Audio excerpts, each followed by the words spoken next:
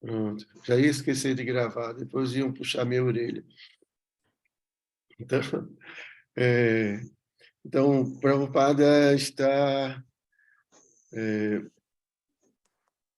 dando sua explicação a esse verso, que é o verso mais importante do Bhakti Rasamrita Sindhu, onde se define, né, o serviço devocional puro. O que é esse serviço amoroso a Deus, né, de uma forma pura? E Prabhupada está explicando isso, vai explicar mais à frente mais coisas, né? Mas nesse momento, Prabhupada está explicando sobre esse verso, tá? Então eu vou compartilhar aqui a tela com vocês, para vocês acompanhar.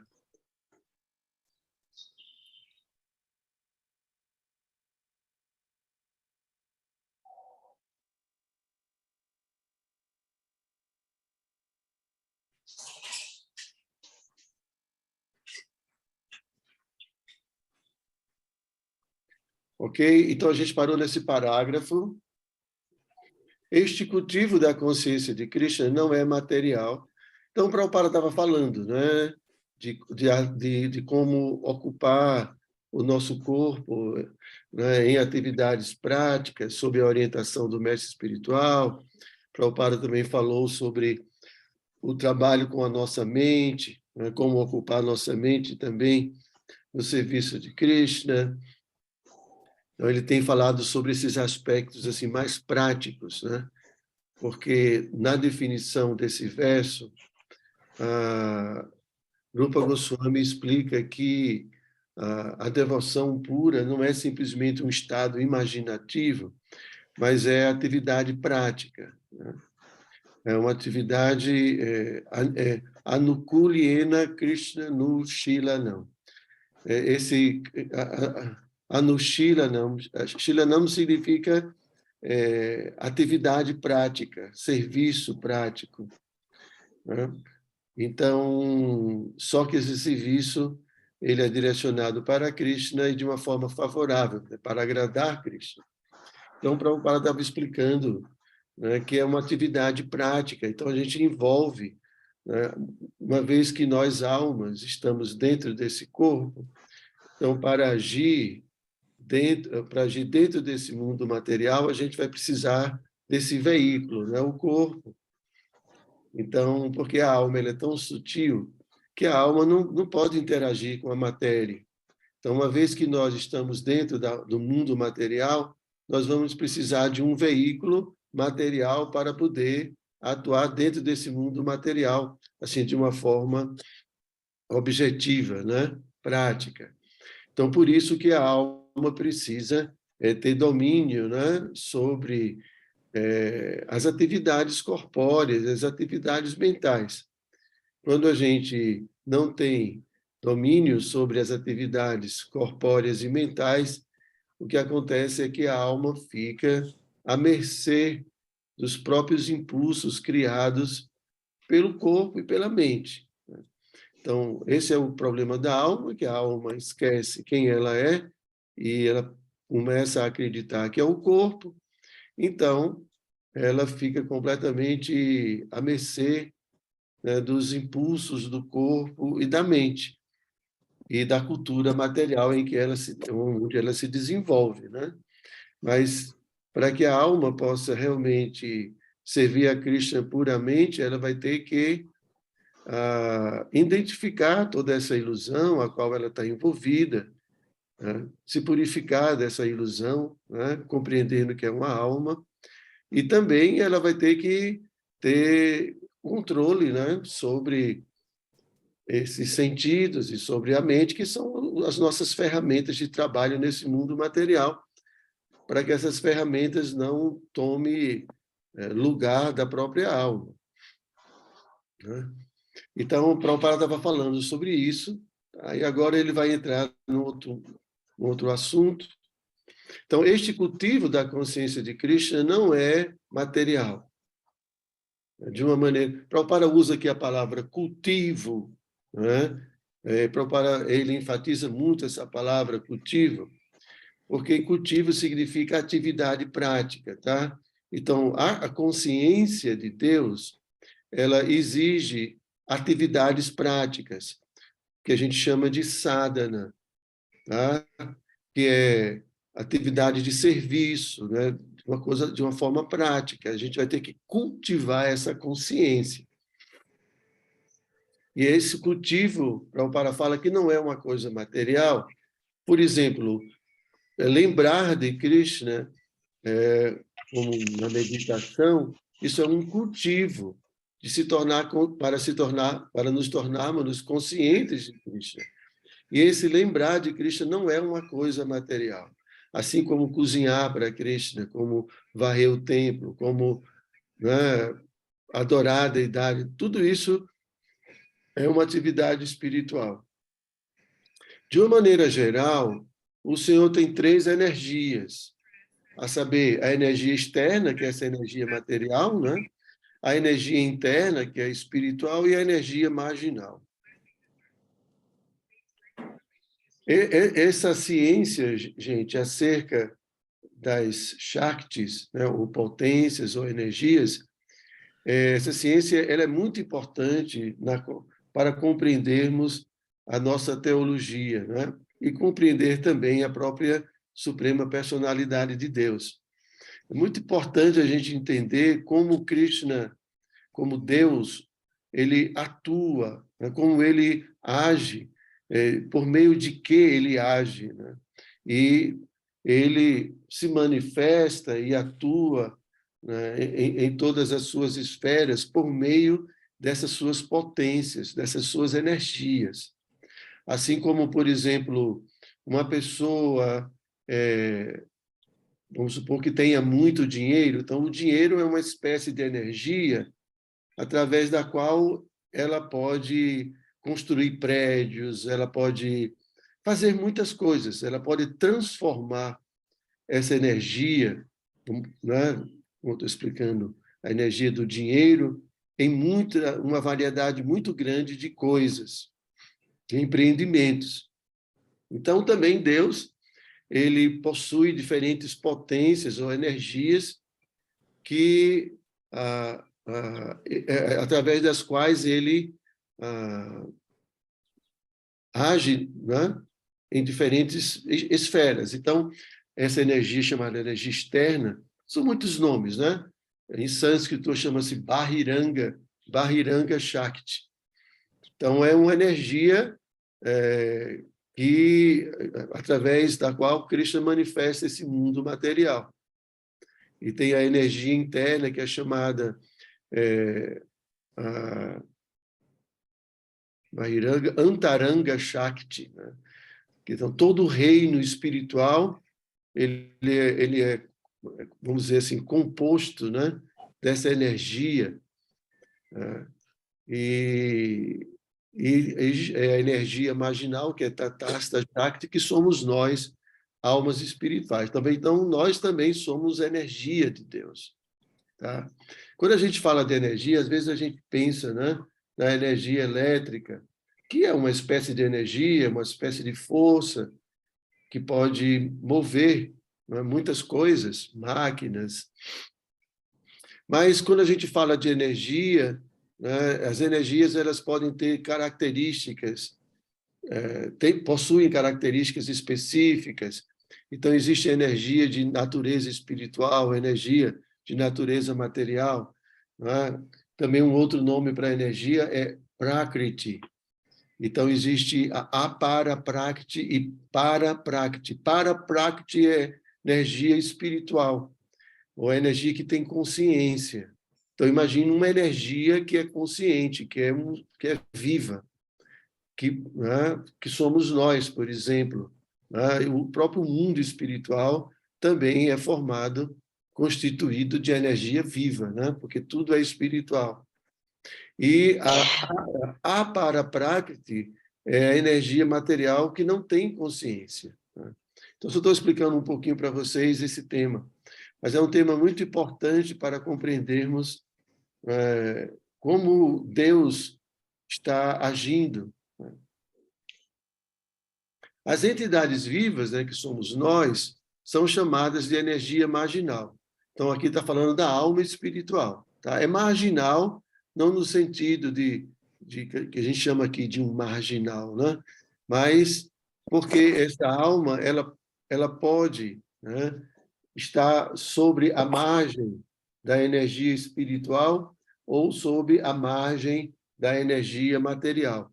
Então, ela pode ficar numa margem ou noutra margem, ou sobre a influência da energia espiritual ou sobre a influência da energia material. E a manifestação cósmica material é a ação da energia externa ou material. É uma transformação da energia material. Depois, há o mundo espiritual, que é uma manifestação da energia interna.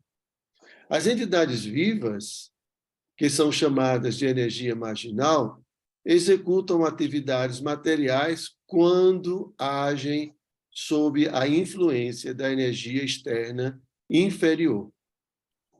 Mas quando se dedicam a atividades sob a influência da energia espiritual interna, suas atividades são chamadas de conscientes de Krishna. Então, em outras palavras, aqui Prabhupada está dizendo que quando a alma ela se ilude e esquece sua identidade, né? A gente já explicou anteriormente, né, que essa energia ilusória ela tem duas ações. A primeira é que ela nos faz esquecer que somos almas espirituais, tá? Uma vez que a gente vem residir nesse mundo, então a gente tem que esquecer o mundo do qual viemos, né? E temos que esquecer também nossa identidade, porque senão não teria sentido a gente não aceitaria nenhuma outra identidade nesse mundo material, uma vez que a gente é consciente de nossa verdadeira identidade. Então, a primeira coisa é que essa energia ilusória, e por isso ela é chamada de ilusão, porque ela faz com que a alma se confunda e ela passe a acreditar que ela é um corpo material e passe a acreditar, assumir uma identidade relativa ao corpo em que ela está. Então, devido ao fato dessa alma estar completamente inserida materialmente e esquecida, né, de sua realidade espiritual, então a motivação de suas atividades são baseadas no conceito corpóreo de vida. Então, por isso que a gente chama de atividade material. É material porque a alma não está agindo de acordo com a sua natureza, ela está agindo, né, iludida, pensando que é um corpo, então as atividades dela são atividades materiais. Então, comer, dormir, se acasalar, se defender, né, e tantas outras coisas, tantas outras atividades, né, mesmo de divertimento, mesmo de estudo, e tantas coisas que a gente faz, podem estar classificadas dentro dessa categoria de atividade material, porque a alma está completamente esquecida de sua realidade e agindo simplesmente em base ao conceito corpóreo de vida. Agora, quando a alma recobra a sua identidade, a sua natureza, então ela age agora espiritualmente, mesmo dentro do corpo. O corpo é apenas um veículo, mas quem está movendo, quem está de fato tomando a iniciativa, né, plenamente consciente de si, é a própria alma. Então essa atividade, ela não tem vestígios de ilusão, porque a alma já se libertou da ilusão. Então ela age espiritualmente, porque ela está agora no conceito de vida espiritual, na sua swarupa. Então, é muito simples. Né? Estou dizendo que é fácil, mas é muito simples. Quando a alma é consciente de si, ela age espiritualmente. E quando ela esquece de si e se identifica com o corpo, ela vai agir materialmente em função do corpo em que está. Tá?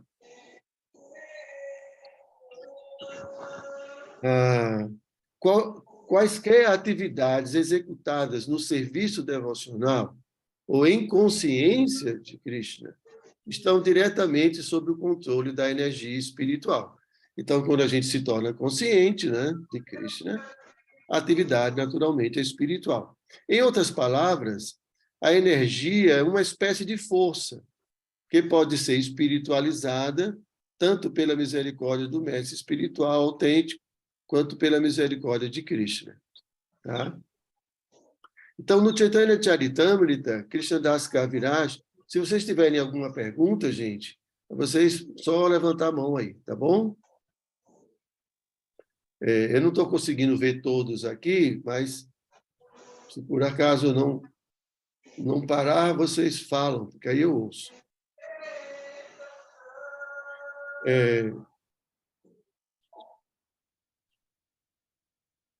No Chaitanya Charitamrita, Krishnadas Kaviraj Goswami, de Krishnadas Goswami, o Senhor Chaitanya declara que uma pessoa que, pela graça de Krishna, entra em contato com o mestre espiritual autêntico, é uma pessoa afortunada. Aquele que leva a vida espiritual a sério, ela recebe de Krishna a inteligência para entrar em contato com o mestre espiritual autêntico. E então, pela graça do mestre espiritual, avança na consciência de Krishna. Dessa maneira, toda a jurisdição da consciência de Krishna está diretamente sob a influência da energia espiritual. Krishna e o mestre espiritual. Então, por isso que é muito importante, né? Eu já expliquei isso na aula passada, que todos nós, quando estamos iniciando a vida espiritual, porque ainda estamos muito condicionados à matéria, é muito importante organizar nossas atividades com base às orientações do mestre espiritual, porque uma vez que o mestre espiritual é uma pessoa amadurecida na vida espiritual, ele está agindo sempre para o prazer de Krishna. Então, o devoto, o discípulo, né, quando segue a orientação do mestre espiritual, tem aqui só um minutinho, gente. Pronto. Tinha um microfone aberto aqui. E ainda continua a ter algum microfone aberto, gente? Tem outro aqui. Não. Acho que tem um aqui. Tem algum microfone aberto, não tem? Estou tentando identificar aqui. Da Conceição, Maharaj. Eu vou... Da Conceição. Uhum, já ajeitei. Ok. Então, como nós estamos iniciando nossa vida espiritual e a gente tem muitos condicionamentos, estamos ainda muito identificados com o corpo, então é muito provável que a gente haja materialmente. Mas se a gente se abriga, né, numa pessoa que já tenha experiência, né, espiritual, avanço espiritual, e que está dedicada, por isso, ao serviço a Krishna, então essa pessoa vai nos ocupar nossos sentidos, né, muito de uma forma prática, no serviço a Krishna.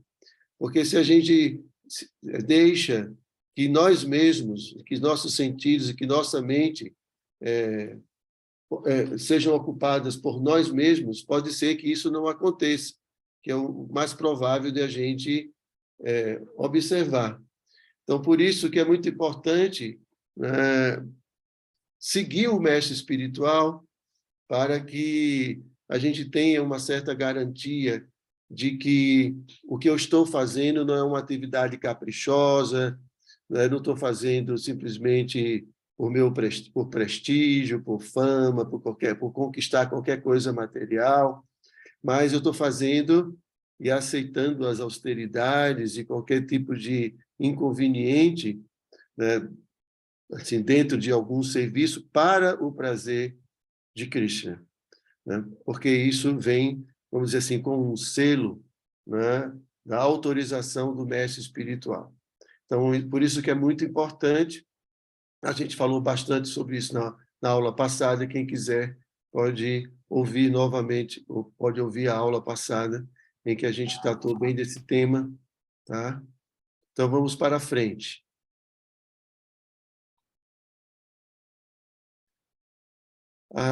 Isto nada tem a ver com o mundo material.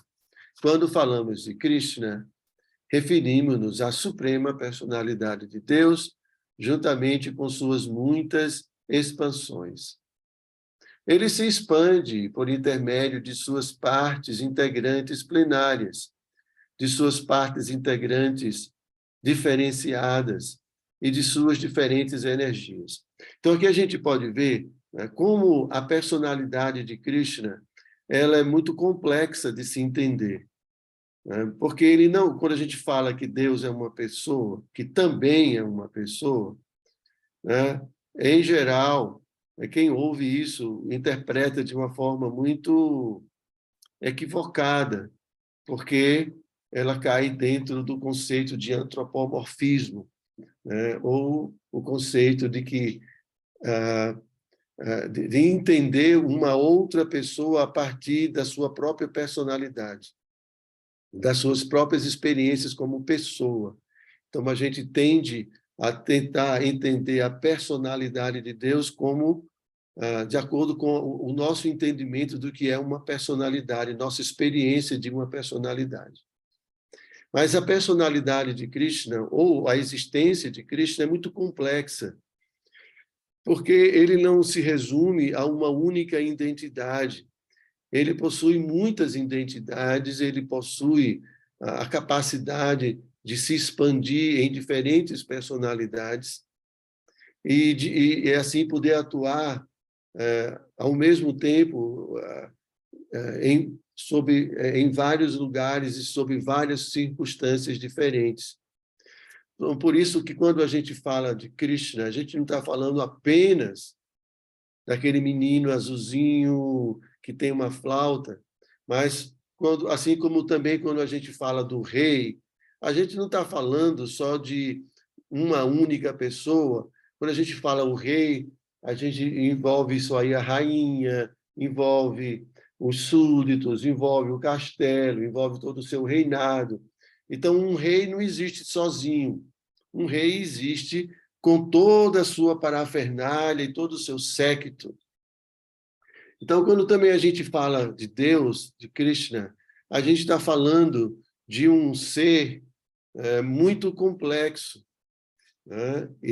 Então, aqui, Prabhupada está falando, né? Quando nos referimos a Krishna, né, a gente está se referindo à personalidade de Deus juntamente com suas muitas expansões. Ele se expande por intermédio de suas partes integrantes plenárias, de suas partes integrantes diferenciadas e de suas diferentes energias. Então, é toda uma ciência espiritual que a gente precisa estudar para podermos compreender bem. Né? Em outras palavras, Krishna quer dizer tudo e inclui tudo. Né? Então, esse é o conceito de monismo, né? Um conceito de que, num sentido, né, só existe uma única coisa, que é Deus. Deus é o absoluto. Tá? Então, essa é a ideia do monismo. Mas, ao mesmo tempo, esse ser, essa unidade, ela é cheia de variedades, cheia de energias. Né? Então, não é uma unidade indiferenciada. É uma unidade, né, que é composta de diferentes unidades. Tá? Por isso que no Sri Ishopanishad, né, aquele verso muito famoso, Om Purnamada Purnamidam, então esse verso fala que apesar de muitas unidades completas emanem dele, ele permanece o equilíbrio completo. Né? Então, essa é a ideia de Krishna. Então, apesar de Krishna ser Deus, o absoluto, ele ser a única realidade, vamos dizer assim, essa realidade é composta de muitas outras realidades. Então, nós existimos dentro da existência de Krishna, o mundo material existe dentro da existência de Krishna, o mundo espiritual existe dentro da existência de Krishna. Tudo existe dentro da existência de Krishna. Então, aqui, quando se fala Krishna, está se referindo a tudo, toda a existência. Tudo é Krishna. Mas, ao mesmo tempo, como Krishna fala na Bhagavad Gita, eu estou à parte de tudo. Então, isso significa que, apesar de ser tudo, ele também está à parte de tudo, e dessa forma nós podemos nos relacionar com ele, nós podemos amá-lo, né? Ele é uma pessoa. Então, vamos continuar. Contudo, de uma maneira geral, devemos compreender que Krishna quer dizer Krishna e suas expansões pessoais. Krishna se expande como Baladeva, como Sankarsana, Vasudeva, Niruddha, Pradyumna, Rama, Nrisimha, Varaha, e também como muitas outras encarnações e inumeráveis expansões de Vishnu. No Srimad Bhagavatam se descreve que essas expansões são tão numerosas como as ondas incontáveis. Então, imagine só, gente, vocês que conhecem o mar, sabem que as ondas do mar são incontáveis, né? Então, imagine a quantidade de expansões que Deus manifesta, né? Pode manifestar. São incontáveis, incontáveis. A gente só tem aqui acesso a algumas mais importantes, algumas que são mais significativas, mas suas expansões são ilimitadas. Então, isso é a personalidade suprema. De modo que Krishna inclui todas as expansões, como também inclui seus devotos puros. No Brahma Samhita se declara que as expansões de Krishna são todas completas em eternidade, bem-aventurança e conhecimento. Tá? Então, isso são as características das expansões de Krishna. Mesmo nós, almas espirituais, que somos também expansões de Krishna, nós também somos eternos, bem-aventurados e conscientes, né?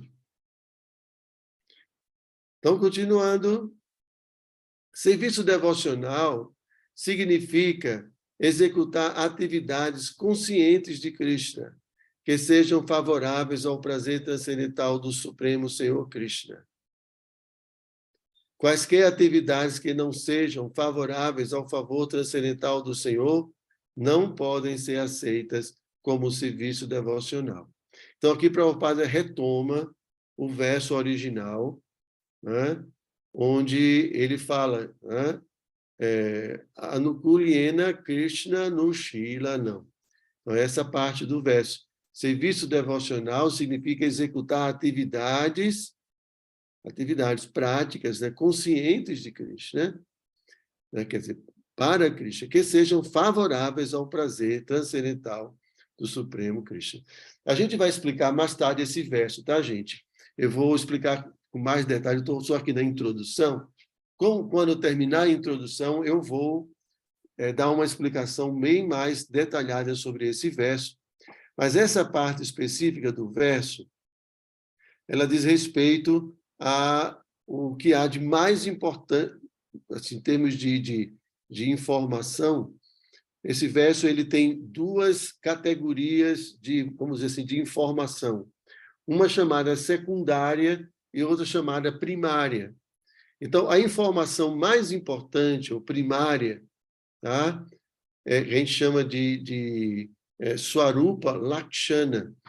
É a ideia de que que o amor puro, né, o serviço devocional puro, a característica dele mais importante é que é uma atividade prática, tá, que se destina favoravelmente ao prazer de Krishna. Não uma atividade favorável, não uma atividade que se destina ao prazer de Krishna, uma atividade favorável para Krishna. Então, essa é a característica fundamental do serviço devocional puro. É algo que a gente faz praticamente para o prazer de Krishna, visando o prazer de Krishna. Tá certo? Então, tecnicamente é chamado Swarupa Lakshana. A gente vai ver isso depois, tá? A gente vai falar sobre esse verso que é muito importante. Então, o Prabhupada vai continuar. Por exemplo, grandes demônios como Ravana, Kamsa e Hiranyakashipu estavam sempre pensando em Krishna, só que pensavam nele como um inimigo. Não se pode aceitar que esta espécie de pensamento seja Bhakti, ou consciência de Krishna. Tá? Porque a gente aprende que pensar em Krishna é serviço devocional, é uma classe de serviço. Mas aqui não pode ser aceito como um serviço puro, tá? Porque essa atividade não era favorável para Krishna. Pelo contrário, né, Kamsa e Ravana, eles até agradaram Krishna, porque Krishna gosta de uma brigazinha, né?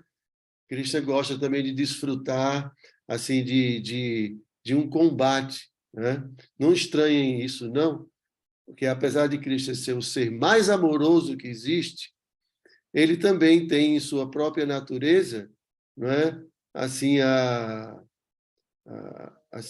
vamos dizer, ele desfruta de uma de lutar, né? Assim como a gente vê, né, nesse mundo mesmo, pessoas que gostam não da violência, mas de lutar, né? Tem pessoas que gostam de judô, que gostam de jiu-jitsu, mas da arte, né? E gostam de desfrutar de uma luta, mas não no sentido de uma coisa violenta, né?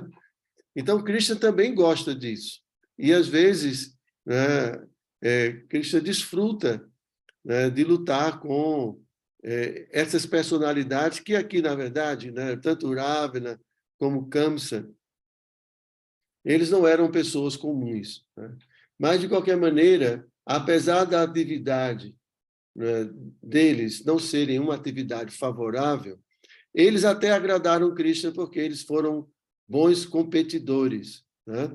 Mas eles não tinham uma atitude favorável, diferente, por exemplo, de Mãe Yashoda, porque Mãe Yashoda amarrou Krishna. Então a gente pode dizer, não, mas isso é uma atividade, isso é violência. Eu acho que se fosse hoje em dia, né? Cadê a Angelita? Eu acho que se um professor, uma mãe amarrasse um menino num pé de pau, eu acho que ele iria ser, né, assim, acusado de agressão, não é? Mas ninguém pode fazer isso hoje, né? Acho que antigamente o pessoal fazia isso aí, mas hoje em dia não se pode fazer mais. Então, imagine, a gente ia dizer que Mãe Yashoda, porque amarrou Krishna num pilão, então ela vai ser acusada de agressão, né? De abuso para com seu filho. Mas não foi assim, né? Mãe Yashoda tinha um amor muito grande por Krishna, e tudo isso que se passava, na verdade, tudo isso estava agradando Krishna, toda aquela brincadeira, toda aquela atitude dela era na verdade, uma atitude favorável, ela estava simplesmente querendo corrigir seu filho, né?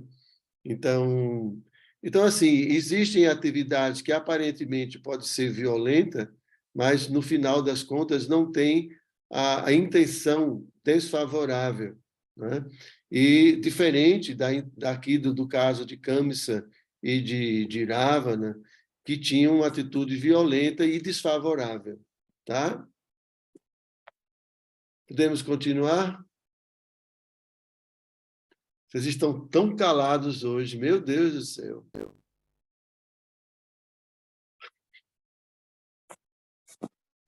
Vocês estão aí, né? Estão ouvindo, estão dormindo não, né? Estamos, Maharaj. Está ótima a aula. Então, ok.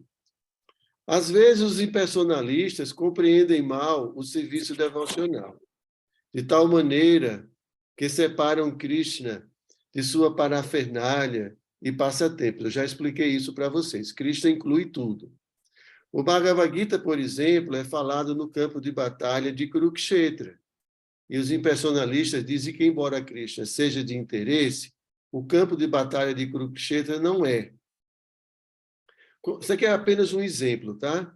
Contudo, os devotos também sabem que o campo de batalha de Kurukshetra nada tem a ver com a obrigação deles, né, dos devotos. Mas, afora isso, eles sabem que Krishna não quer dizer somente Krishna. Ele está sempre com seus companheiros e sua parafernália. Por exemplo, se alguém diz, dê algo para o homem com as armas comer. O processo de comer é feito pelo homem e não pelas armas. Analogamente, na consciência de Krishna, pode ser que um devoto esteja interessado na parafernália e nas localidades, como, por exemplo, o campo de batalha de Kurukshetra, que tem ligação com Krishna, mas ele não está interessado simplesmente num campo de batalha. Ele está interessado em Krishna, as suas palavras, suas instruções, etc. É por isso que Krishna está ali, é por Krishna está ali que o campo de batalha tem tanta importância. Então, assim, tudo que lembra Krishna para o devoto é importante. Mesmo que seja uma coisa material, se ela lembra Krishna, então ela se torna uma coisa muito importante. Então, os lugares onde Krishna esteve, né? Os passatempos de Krishna, os devotos de Krishna, tudo tem importância, tudo que tem ligação com Krishna. Então, no final, como tudo tem ligação com Krishna, mesmo esse mundo tem uma ligação com Krishna, para os devotos puros, esse mundo se torna um lugar que inspira a lembrança de Krishna. Por isso que o devoto vê Krishna em tudo, né? A definição de devoto puro esta é a compreensão resumida do que vem a ser a consciência de Krishna. Sem esta compreensão, certamente não se pode entender por que os devotos estão interessados nos campos de batalha de Kurukshetra. Uma pessoa que está interessada em Krishna fica interessada por seus diferentes passatempos e atividades. A definição de devoto puro, dada por Rupa Goswami no Bhakti Rasamrita Sindhu, pode ser resumida dessa maneira. Prabhupada voltou aqui ao verso original, né? No Bhakti Rasamrita Sindhu. Então, qual é a definição, o resumo? O serviço prestado por ele é favorável e tem sempre relação com Krishna. Para que mantenhamos a pureza de tais atividades conscientes de Krishna, devemos estar livres de todos os desejos materiais e da especulação filosófica. Então, aqui Prabhupada começou a tocar no segundo aspecto do verso, que a gente chama de Tatastha Lakshana, ou o aspecto secundário do verso, que é que o serviço ele tem que estar livre de desejos materiais e de especulação filosófica. A gente vai falar um pouco depois sobre isso, tá? Qualquer desejo, à exceção do desejo de servir ao Senhor, chama-se desejo material. Então, isso subentende-se, né? Isso subentende que a alma desperta, ela não tem olhos para outra coisa a não ser para a pessoa suprema. E mesmo que ela olhe para qualquer outra coisa, ela, na verdade, não, ela está vendo a ligação de qualquer coisa, né, com Krishna. A gente vai estudar isso, porque uma pessoa pode aqui interpretar que, então, a gente não deve amar outros seres vivos, só Krishna. Mas, como a gente já viu Prabhupada falando anteriormente, quando a gente fala Krishna, a gente está falando tudo. Então, amar é amar tudo. Amar todos os seres. Amar, né, a natureza, o meio ambiente. Amar tudo, porque tudo é Krishna. Então, quando se fala aqui do serviço favorável, aqui fala qualquer desejo, à exceção do desejo de servir ao Senhor, chama-se desejo material. Agora, por isso que Prabhupada falou antes, gente, sobre o que significa Krishna, para a gente não interpretar o verso de uma maneira preconceituosa. Então é só amar Deus, então a gente não vai amar outras pessoas. Não. Então a gente pode ver que a definição do serviço devocional puro, né, implica amar toda a criação de Deus. Implica um sentimento universal, um sentimento o mais abrangente que a gente possa imaginar. Então, o serviço devocional puro não é só um serviço direto à Suprema Personalidade de Deus, como também o serviço que se destina ao bem-estar de toda a humanidade. Entenderam? De toda a existência, na verdade. Porque tudo é Krishna. Então, se a gente fala qualquer desejo, à exceção do desejo de servir ao Senhor, chama-se desejo material. Então, uma vez que Krishna é tudo, então uma alma, ela está sempre desejando o bem-estar de tudo. E se uma alma é egoísta, então ela está dentro da plataforma material. Quando ela pensa apenas em si ou nos seus, nas pessoas mais próximas, em detrimento do bem-estar de outros. E especulação filosófica se refere à espécie de especulação que, em última análise, chega a uma conclusão de vazioísmo ou impersonalismo.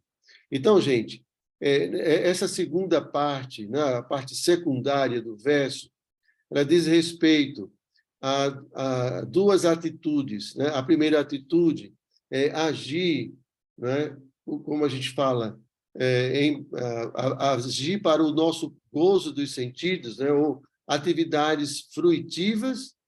Então, a gente não deve servir a Deus em troca de algum benefício material, né? Ou também uma outra característica é aquele tipo de especulação filosófica que se destina à compreensão de Deus unicamente como um ser impessoal ou vazioísmo, né? Como no budismo.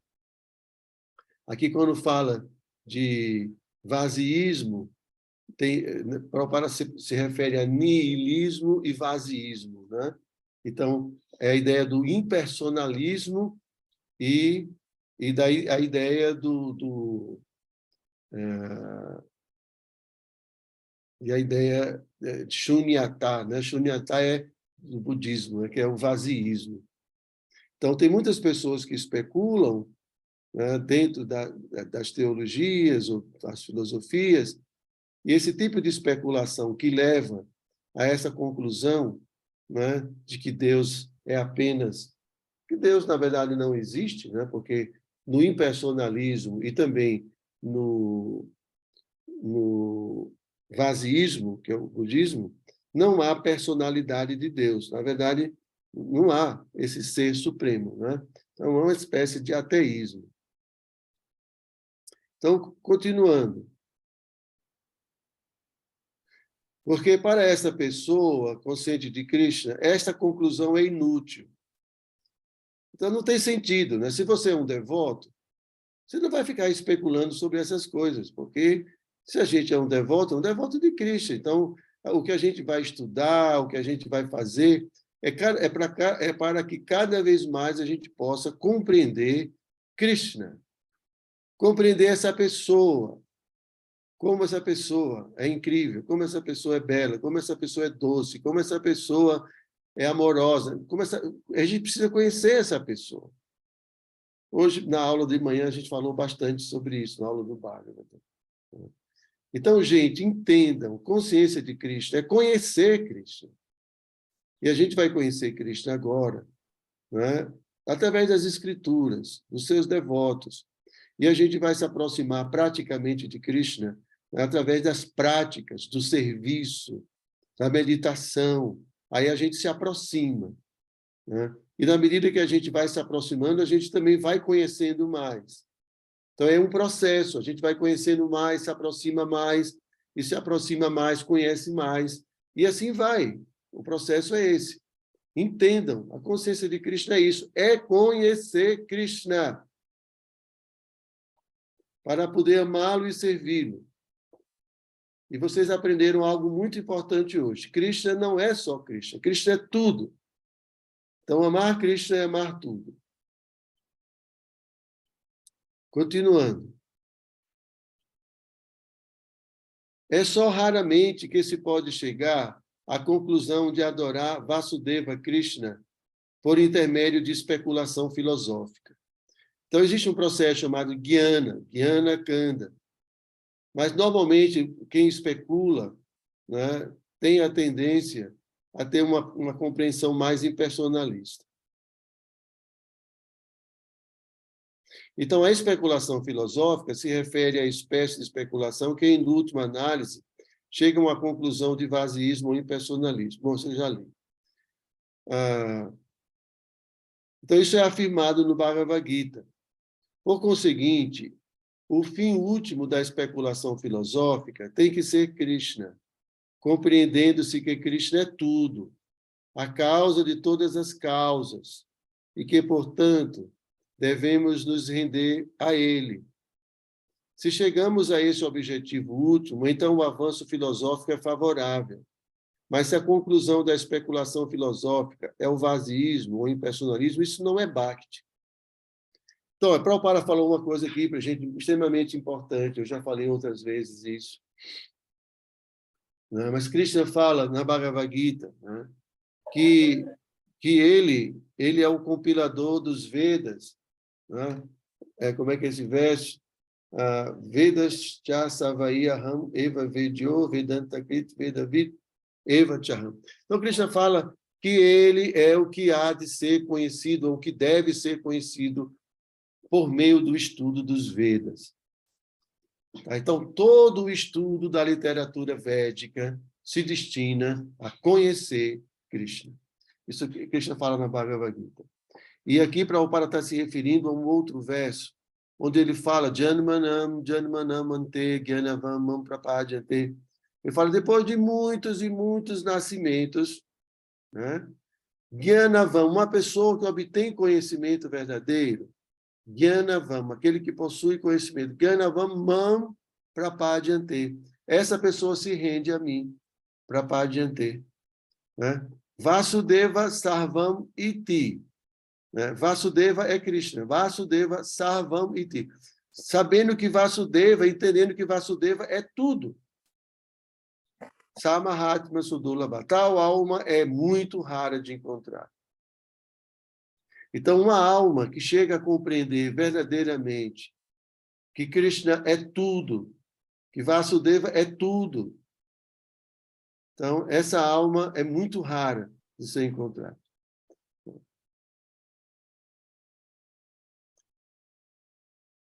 Que horas? Eita, já te deu a hora, não foi?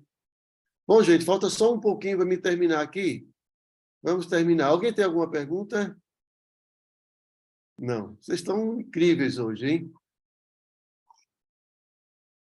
Às vezes interpreta-se que karma ou atividade fruitiva são atividades ritualísticas. Há muitas pessoas que se sentem muitíssimo atraídas pelas atividades ritualísticas descritas nos Vedas. Os vários sacrifícios e rituais que são em uma quantidade enorme. Para tudo tem sacrifício, tem ritual. Aqui, Prabhupada ainda está falando sobre o verso, tá? Essa parte secundária do verso fala de atividades fruitivas, que eu falei, né? E o serviço puro. Ele não tem nenhuma intenção fruitiva, nenhum interesse egoísta, e ele é isento também de especulação que leva a vazioísmo e impersonalismo. Agora, Prabhupada volta a falar sobre essa característica secundária do verso, para explicar melhor o que é isso.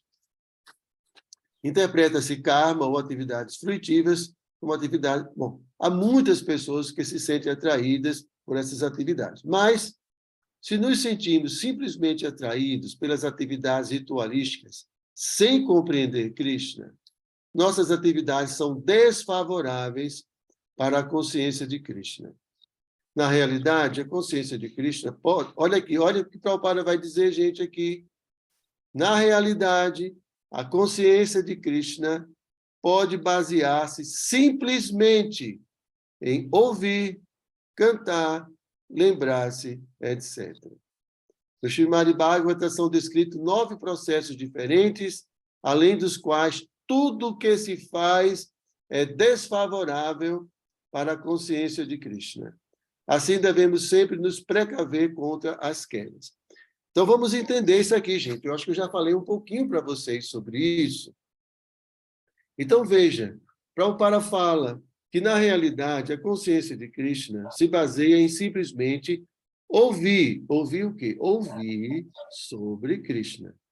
Então, eu só vou poder aprender de Krishna, quem é Krishna, ouvindo sobre ele. Alguém que sabe, que conhece ele, vai falar para mim sobre ele. Vai falar seus nomes, vai falar de suas atividades, vai falar, vai repetir suas instruções. Então, eu estou ouvindo. Isso é Shravana. Cantar significa falar, repetir, orar. Então, todo esse aspecto, né? Então, a gente vai falar de Krishna, vai repetir o que a gente ouviu. A gente vai cantar seu nome, a gente vai glorificá-lo. Então, isso é outra atividade que nos torna conscientes de Krishna. Depois, a gente vai lembrar dele com a mente. Então, a gente vai ocupar a nossa mente. Então, são 9 atividades. Oferecer reverências, prestar serviço a seus pés, oferecer orações, cultivar a amizade e aceitar tudo que é favorável, né? Se render completamente. Então, são 9 atividades que aqui Prabhupada diz que resume, né, o processo da consciência de Krishna. E qualquer outra coisa se torna desfavorável. Então, gente, desfavorável por quê? Porque o que a gente quer é ser consciente de Krishna. Então, se uma coisa não fala de Krishna diretamente, se o que se faz não tem como objetivo conhecer Krishna ou servir Krishna, então isso é desfavorável para Bhakti. Vocês conseguem, desculpem perguntar isso para vocês assim, mas eu estou sendo claro para vocês? Eu estou sendo claro? Hã? Então, talvez vocês tenham uma pergunta, mas Maharaj, eu trabalho o dia inteiro, o que é que eu faço? Então, minhas atividades são desfavoráveis ao serviço a Krishna. Eu já expliquei para vocês, né, que, de uma forma ou de outra, a gente, uma vez que está envolvido nesse mundo material, com certeza, pode ser que muitas das nossas atividades não nos ajude a lembrar de Krishna, tá? Mas a gente pode utilizar dos frutos de nossas atividades, né, para tornar essas atividades favoráveis. Então, eu sou um pai de família, trabalho, sei lá, no hospital, sei lá. Então, como eu posso ser consciente de Krishna nesse ambiente? Como eu posso tentar ver Krishna nesse ambiente, lembrar de Krishna, orar a Krishna? Então, tornar esse serviço favorável. Eu estava, não é uma comparação assim perfeita, mas eu estava lendo o Prabhupada Lilamrita. Eita, estou com medo aqui do tempo que está passando, né? Eu vou dar esse exemplo depois. Deixa eu terminar aqui, se sobrar tempo eu dou o exemplo para vocês. Senão a gente não vai terminar. Vamos lá. Então, é isso, tá? Então, é muito importante a gente entender o cerne da questão. Eu quero conhecer Krishna. Quem é essa pessoa? Quem pode me falar sobre ela? Como eu posso me aproximar dessa pessoa e ter uma relação com essa pessoa? Assim como nós somos pessoas, Krishna também é uma pessoa. E eu quero conhecer essa pessoa. Não uma imaginação. Eu quero conhecer. E essa pessoa ela vai reciprocar, porque ela existe. Não é que ela só existe dentro da minha imaginação. Ela existe, na verdade. Ela está fora, está dentro. Então, ela pode se revelar, ela pode se mostrar para a gente. Vai depender de nossa atitude. Tá bom? Então, tudo se resume a isso. Na definição de Bhakti, Srila Rupa Goswami também faz menção da expressão Jnana Karma Di. Este Karma Di, que é trabalho fruitivo, consiste em atividades que não podem nos ajudar a atingir o serviço devocional puro. Da mesma maneira, muitas formas de assim chamada renúncia não são favoráveis para o serviço devocional consciente de Krishna. Aqui Prabhupada começa a desmiuçar um pouco mais essa parte secundária do verso, porque ele fala karma adi. Né? Karma e adi, esse adi é outros aspectos, como aqui Prabhupada está falando de um tipo de renúncia, prática de renúncia que não é favorável ao serviço devocional. Né? Então, existem tipos de renúncia que não favorecem o despertar de nossa Bhakti.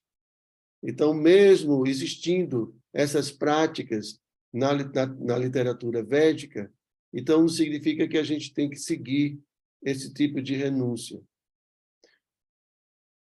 Então, o Rupa Goswami também cita uma definição do Narada Pancharatra, que vai a seguir. Devemos nos livrar de todas as designações materiais e devemos nos purificar de todas as contaminações materiais por intermédio da consciência de Krishna. Devemos nos restabelecer em nossa identidade pura, na qual empregamos nossos sentidos no serviço ao proprietário dos sentidos. Rishikena, Rishikena, Bhakti Uttama. Como é que é? Rishikena, Rishikena, Rishikesha, Rishikena. Bom, esse é um verso também muito famoso, do Narada Pancharatra. Então, aqui a gente está vendo, Prabhupada está dizendo, olha, devemos nos livrar das designações materiais. Sou homem, sou mulher, sou isso, sou aquilo. Tem que se livrar de tudo. Devemos nos purificar das contaminações materiais. Né? E as contaminações na forma de luxúria, de ira, de cobiça, de inveja, de tantas coisas. E tudo isso através da prática da consciência de Krishna. Devemos também nos restabelecer em nossa identidade pura. A gente tem que, né, se purificar para que a alma possa se manifestar plenamente, na qual nós vamos empregar, então, nossos sentidos, agora, né, plenamente conscientes, a gente vai ocupar nossos sentidos no serviço ao verdadeiro proprietário dos sentidos, que é Krishna. Assim, quando nossos sentidos são empregados para o verdadeiro proprietário dos sentidos, isso se chama serviço devocional. Em nosso estado condicionado, nossos sentidos estão ocupados em servir às exigências do corpo. A gente já falou isso. Quando os mesmos sentidos são ocupados em executar a ordem de Krishna, isso se chama Bhakti. Tá? Enquanto nos identificamos como pertencentes a uma determinada família, a uma determinada sociedade, ou uma determinada pessoa, disse que estamos cobertos por designações. Então, a alma fica iludida com isso, pensando que é tudo isso. Quando estamos plenamente conscientes de que pertencemos, não pertencemos a nenhuma família, a nenhuma sociedade, nenhum país, mas que estamos relacionados eternamente com Krishna, então compreendemos que devemos empregar nossa energia, não para os interesses dos assim chamados família, sociedade ou país, mas sim para os interesses de Krishna. Isto é pureza de propósito e a plataforma do serviço puro na consciência de Krishna. Gente, isso não significa negligência, não, tá? Pelo amor de Deus. Tá? Isso não significa que a gente vai negligenciar a família e assim por diante. Mas a gente deve ter uma visão correta do que é a família, do que são os parentes, do que são os filhos, e relacionar tudo com Krishna, e ocupar, né, tudo em consciência de Krishna. Então, uma coisa é ficar agindo na plataforma material, né, e completamente apegado, identificado, e assim, e devido a isso, criando a divisão, essa aqui é a minha família, aquela é outra família. Claro que a gente tem uma família e a gente é responsável, né? E Krishna vai cobrar nossa atitude de responsabilidade para com os nossos dependentes, sem dúvida nenhuma. Mas isso não significa que a gente deve conduzir nossas obrigações em completa ilusão, achando que vai ser para sempre e que eu não consigo viver sem isso, e a minha felicidade é isso. Toda essa história que a gente sabe que gira numa mente que está completamente identificada. Então, a gente se vê como alma, vê os outros como almas espirituais em corpos que precisam ser alimentados, protegidos. A gente vê que todos são partes integrantes de Krishna e que todos precisam ser educados de forma a reconhecer essa pessoa suprema, reconhecer essa pessoa suprema na sua vida e que possam se dedicar, na medida do possível, a servir essa pessoa. Ok, gente? Vocês têm alguma pergunta?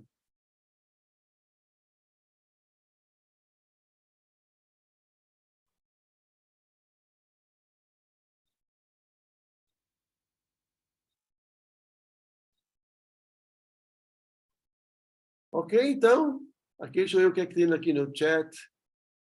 Maharaj, puedo ayudarle con los micrófonos, si me permito, de... Uau. Ricardo, você quer ajudar nos microfones?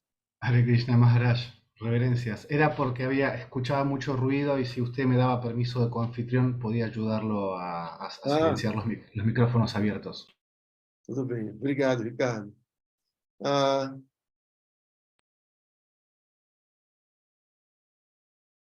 Alguém pediu licença para sair? Sim, eu tenho uma pergunta, Maharaj. Ô, Marília, salvou um dia. Reverências, Maharaj. Deixa eu tentar ser sucinta na pergunta sobre a questão das ações favoráveis e não favoráveis, né? A cultiva da consciência de Krishna. Eu tenho uma questão com o meu trabalho, que quando eu comecei a trabalhar, eu sou bióloga de formação e trabalho há mais de 20 anos com pesca. Né? Antes, ou seja, isso muito antes de eu conhecer Krishna e entender minimamente, né, algumas coisas. Só que tudo isso veio me incomodando de um tempo para cá, naturalmente, porque a gente vai aprendendo a pelo menos tentar ver Krishna em tudo, sabemos, né, que são entidades ali manifestadas com uma roupa, né, de peixe ou de caranguejo, que hoje em dia a minha área de trabalho é o Guaiamum. O que acontece, Maharaj? Eu sou pesquisadora, né, e trabalho em função de tentar contribuir para a conservação dessa espécie, né? Mas isso quer dizer o quê? Quer dizer que a gente procura estudar formas de que esse animal seja capturado sem que ele corra risco de extinção. Então, eu tenho cada vez mais ficando muito mal com isso, porque, por um lado, é o que eu sei fazer de formação e de muito tempo de experiência, é o meu sustento, né? Vem basicamente disso. E, por outro lado, eu sei que isso não favorece, né? Porque a gente está falando de captura, de tortura, de alimentação de animais, etc. Então, eu ando muito aflita com isso, porque eu não sei como tratar, né? Eu tento direcionar parte dos frutos, tento fazer minhas doações, sempre estou comprando um livro para em algum momento conseguir parar e ler, mas eu não acho que é suficiente e me sinto muito mal em relação a isso. Você pode... Sim, É isso. eu vou contar uma história de um casal de devotos que a situação deles era pior. Era pior do que a sua, porque eles eram veterinários e trabalhavam em abatedouro de vacas, imagine só. E eles fiscalizavam os abatedouros, essa coisa toda, eu trabalhava para o governo. E eles me perguntaram, eu disse, olha, ore a Krishna, peça a Krishna para criarem uma situação mais favorável para vocês. E eles oraram a Krishna, e Krishna logo deu um jeito. Krishna tirou eles dessa área, colocou para uma outra área, né? E assim, eles, né, conseguiram. Krishna deu um jeitinho. Krishna é danado, né? Então, ore muito a Krishna, peça a Krishna com sinceridade. E eu sempre tenho dito para vocês tudo isso, que a gente tem que confiar. A gente tem que confiar em Krishna, né? Então, obviamente, ele conhece a situação que você está, né? A gente, às vezes, não tem como se libertar de uma hora para outra, né? Não tem como a gente simplesmente jogar tudo para o alto, né? E tudo isso, né? Então, de alguma forma, você está tentando minimizar, né, o sofrimento também desses animais. E, claro, que é muito desconfortável para um devoto isso. Krishna entende, Krishna está apreciando muito, né, os seus sentimentos, Krishna vê no seu coração sua sinceridade, e agora você tem que pedir a Krishna. Simplesmente, Krishna, eu não queria trabalhar com isso, ou se for trabalhar nessa área com algo que seja favorável, por favor, me ajude. E olhe a Krishna, e espere, porque Krishna vai precisar de um tempinho para poder mexer os pauzinhos dele. Tá bom?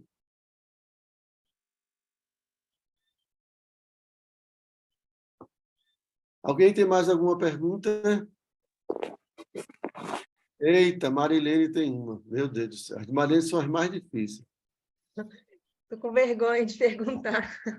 Vamos lá, Marilene. Reverências. Hare Krishna. Eu percebo, assim, o senhor falou das designações, né? E falou que o grande processo é conhecer Krishna, amar Krishna. Eu percebo que o processo de conhecer Krishna está muito casado com o processo de conhecer o verdadeiro eu. Pelo menos comigo tem acontecido isso. Quanto mais eu busco Krishna, mais eu busco conhecer a mim mesma.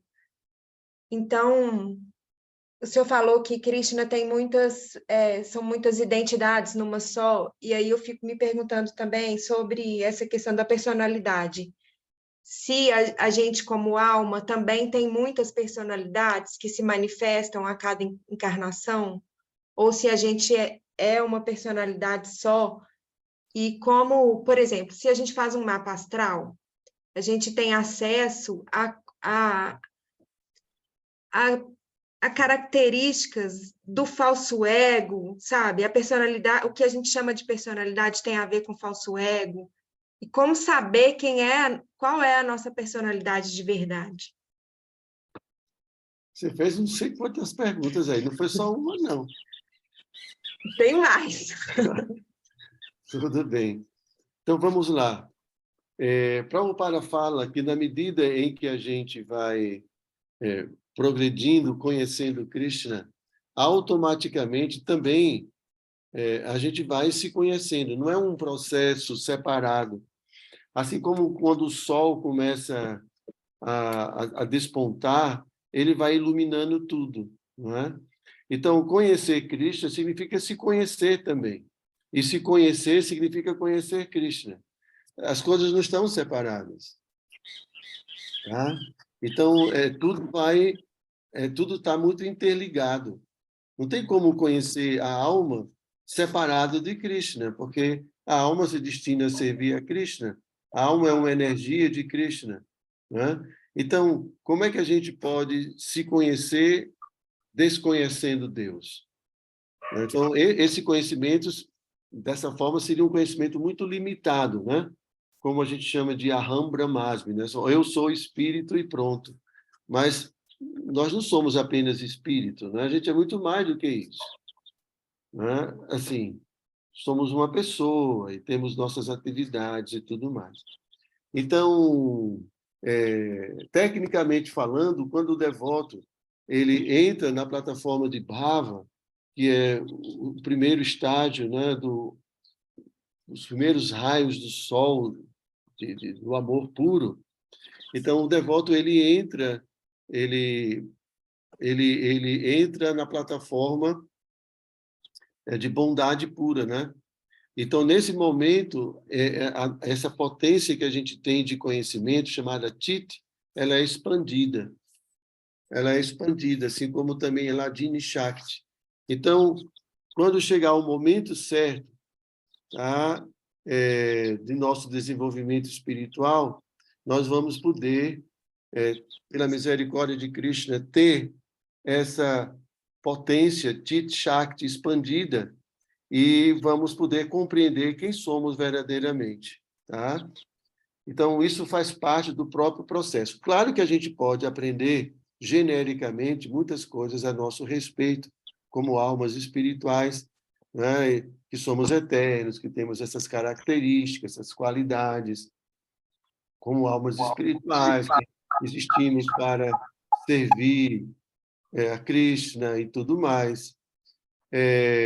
Mas um conhecimento mais aprofundado acerca de nós mesmos e de Deus só vai acontecer quando entrarmos nessa plataforma de Vishuddha Sattva, bondade pura, porque é nessa condição que essas potências que nós temos, elas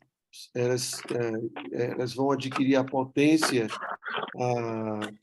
vamos dizer assim, suficiente, né, para compreendermos melhor ou compreendermos plenamente a nossa identidade e de Deus, tá certo?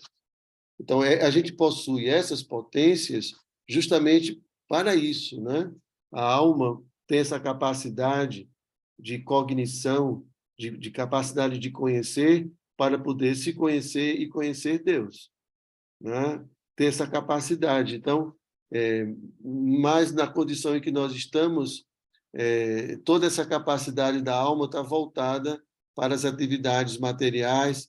Então, a gente está limitado pelos sentidos, limitado. Mas quando o devoto ele vai transcendendo, e Krishna também deseja dar a sua misericórdia final, então o devoto ele entra nessa plataforma, tá?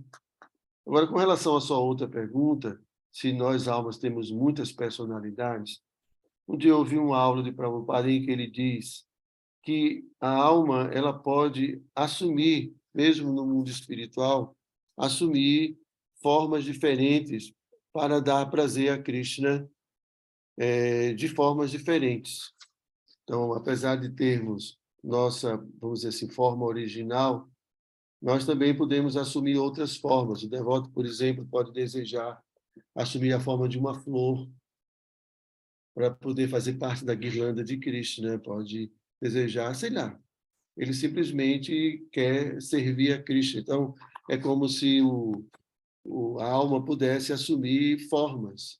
Assim como Krishna tem essa capacidade, a alma também tem essa capacidade, de forma limitada, não como Krishna tem, mas também Sanatana Goswami, no Brihad Bhagavatamrita, ele fala sobre isso, né? Que os devotos elevados eles podem assumir muitas formas de acordo, mas isso não diz respeito às nossas personalidades aqui desse mundo material, né? Então, o que a gente tem acesso diante das terapias e tudo são os nossos egos que estão ali registrados em nosso inconsciente. Então, nós já vivemos muitos papéis e isso tudo está registrado, né? Então, às vezes, através de terapias, de regressão e tudo, às vezes a gente tem acesso a tudo isso, a essas informações, né, que estão aí contidas no nosso inconsciente. E que fazem parte também do nosso dia a dia. Muitas de nossas tendências e características vêm de vidas passadas, né? São os nossos samskaras. Tá bom? Respondi sua pergunta? Plenamente. Obrigada, Maharaj. Ok, gente. Então, tem o Prabhu ali. Diga aí, Prabhu. Olha, nós estamos... Não é culpa minha, não. Agora é culpa de vocês, viu? Vocês é que estão atrasando a aula. Então, vamos lá, Prabhu. Pode perguntar. Quem tiver compromisso, gente, pode sair, viu? Fiquem à vontade. Diga, Emanuel. Hare Krishna, Prabhu. Maharaj, muchas gracias, reverencias.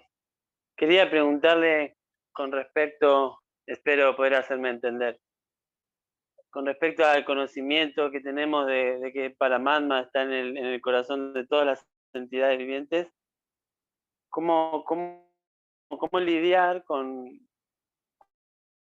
cuando nos encontramos con personas que nos tratan de manera celosa, de manera agresiva, o generan maltrato, ¿no? ¿Cómo convivir amorosamente con ese tipo de tratos que nosotros recibimos de afuera sin buscarlos, sin generarlos, sin tener una reacción con respecto a eso?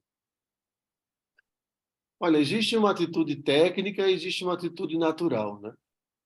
Então, a atitude técnica a gente aprende assim no nosso convívio, né, que a gente tem que ser educado e que a gente tem que a gente não pode simplesmente agir por impulso, né? Se a gente for agredir as pessoas que nos agridem, vai ser um problema sério, né? Então a gente pode, mesmo com raiva dentro da gente, a gente às vezes a gente controla isso, né? A gente tem uma atitude, não, eu não posso agir assim, eu não devo agir assim, né? Tem pessoas que não conseguem, são muito impulsivas e passam por cima de tudo, né?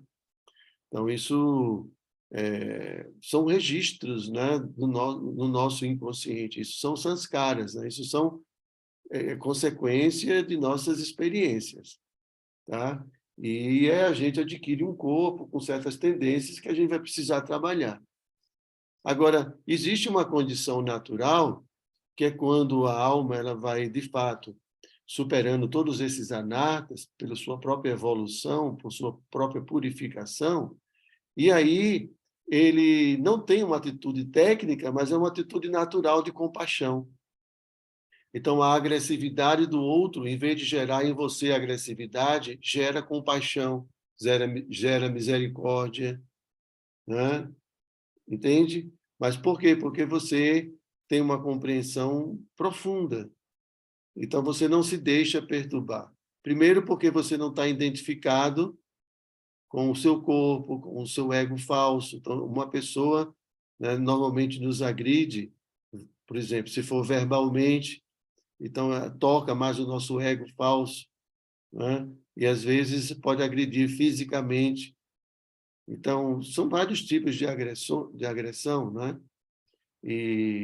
Mas, assim, é importante a gente, por um lado, ter esse conhecimento dos bons modos, né, que a gente precisa ter na vida. Então, mesmo uma pessoa sendo mal educada, não significa que eu também tenho que ser mal educado, né?